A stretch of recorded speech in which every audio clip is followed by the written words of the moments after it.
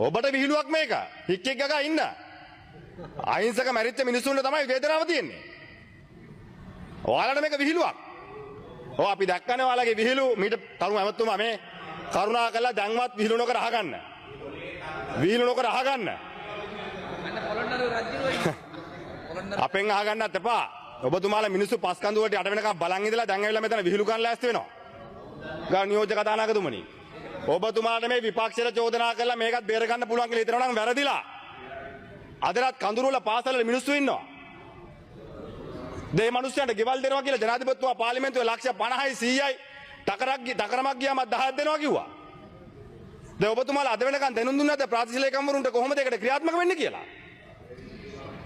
කොහොමද ආධාර දෙන්නේ කියලා? කොහොමද ජීවිත ගොඩනගන්නේ කියලා? හැබැයි ඔබතුමාලට හිතර දෙන දෙයක් කිව්වම ඒක හොයන්න පොලිසිය යවනවා. ජනාධිපතිතුමාට හරි ඇමතිවරයෙක්ගේ හිතර ඉදුණොත් ගරු නියෝජක කතානායකතුමනි පොලිසිය CID ටික ඔක්කොම යනවා. හැබැයි අහිංසක මිනිස්සුන්ගේ ජීවිත නැති වෙලා තාමත් කඳුරුවල ජීවත් වෙන මිනිස්සුන්ගේ හිත හදන්න යන්න බෑ කාටවත්. ඒවට පොලිසි නෑ. ඒවට ආණ්ඩුත් නෑ. ඒවට බලන්නේ නිලධාරී. දැන් කොත්මලේ ගරු නියෝජක කතානායකතුමනි අපේ රම්බොඩ ගම්මාය නායක් ගියා. මොකද එම්පිආර්ගෙන් ගිහලා ලියුම දුන්නේ. ගෙවල් පැලිච්ච අයට කිව්වා ගෙවල් වලට යන්න මිලිමීටර 50ට වැඩියෙන් වැස්සොත් පොඩක් බලා ගන්න 100ට වැඩියෙන් වැස්සොත් පරිස්සම් වෙන්න 150ට වැඩියෙන් වැස්සොත් එන්න කියනවා. දැන් එම්පිආර්ග මිනිස්සුන්ට කියනවා. දැන් ඒක අනතුරු හැඟවීම. නිලධාරීන්ගේ හිඟයක් තියෙනවා නම් ඒක පියවන්න ආණ්ඩුව කටයුතු කරන්න. නිලධාරී නායකයෙක්ගේ හැමතැනම මිනිස්සු කඳවුරු වල දිගටම තියන්න ලෑස්ති වෙන්න එපා.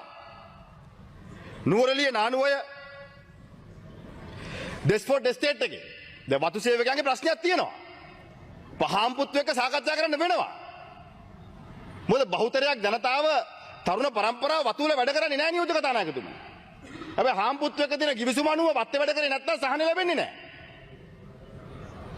දැන් මේ මිනිස්සුන්ගේ ගෙවල් අනාරක්ෂිතයි නම් ඒ වෙනුවෙන් සාකච්ඡා කරන ආණ්ඩුව මැදිහත් වෙනවද?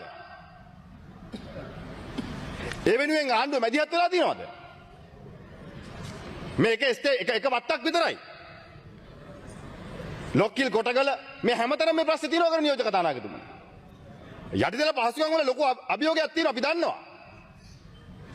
ඒක හදන්න කාලයක් යන්න පුළුවන්. හැබැයි తాවකාලික විසඳුම මොකද්ද? දැන් ඔබතුමාලා අහුවම කියනවා පාරවල් ටික හැදුවා දැන් හරි.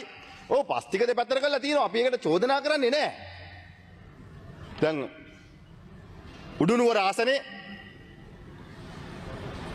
චූලබේ මධ්‍ය මහා විද්‍යාලය ගමේ ඇත් එකතු වෙලා පන්සලේ හාමුදුරුවොත් එකතු වෙලා